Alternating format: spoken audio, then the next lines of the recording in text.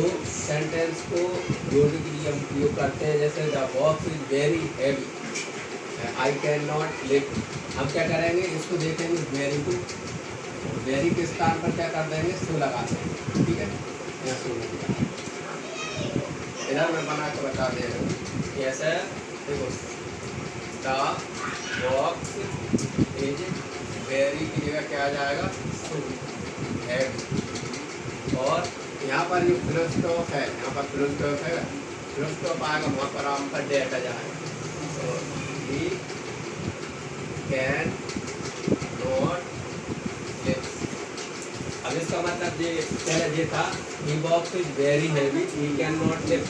Box बहुत भारी है इसलिए मैं उठा नहीं सकता, मैं उठा नहीं सकता, सॉरी ही लगा है, मैं उठा नहीं सकता। अब इसका होगा बॉक्स भारी है इसलिए मैं उठा नहीं सकता, क्योंकि पहले इसलिए नहीं आ रहा था, वेरी आ रहा था,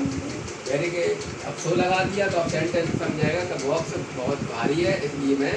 उठा नहीं सकता। ठीक है, कैन का मतलब सकता होता है, लिफ्ट मतलब उठाना,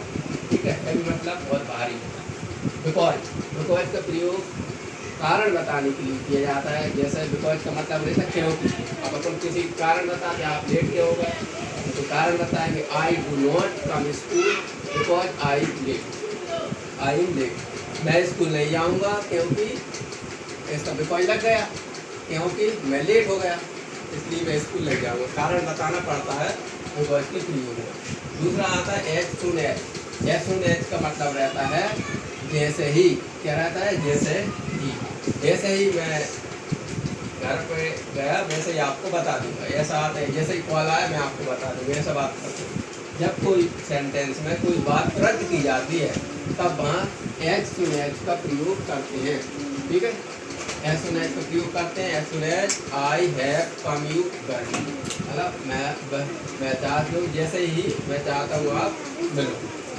आई will home as soon as I can, जैसे ही मैं घर गया वैसे ही आप। और 2-3 एग्जाम्पल और हैं, we will contact you as well as soon as we know, हम जैसे ही कांटेक्ट करेंगे आपको जानने की कोशिश करेंगे। I will be with you as soon as possible, मैं आपको आपके साथ जाना चाहूँगा, जानने के लिए जैसे ही पॉसिबल होगा, मतलब जरूरी। अब नेक्स्ट प्रयोग है अपना एज फॉर एज का, एज फॉर एज में क्या होता है, जब तक कि यहाँ समय की बात की जाती है, यहाँ पर क्या समय की बात होती है, एज फॉर एज का प्रयोग में, as far as I come you want me, as far as जैसे ही, यहाँ जब तक आप चाहें तब तक पढ़ सकते हैं, ऐसा ही होता है, ठीक है, तो इसमें समय की बात होती है, कितनी लिमिट होती है। तो अपन ये बिकॉज एज फॉर एज का ये प्रयोग आते ही है, एक नंबर के एग्जाम का 10वीं में 11वीं 12वीं में सभी में आते हैं, और अब नेक्स्ट क्लास में अपन पढ़ेंगे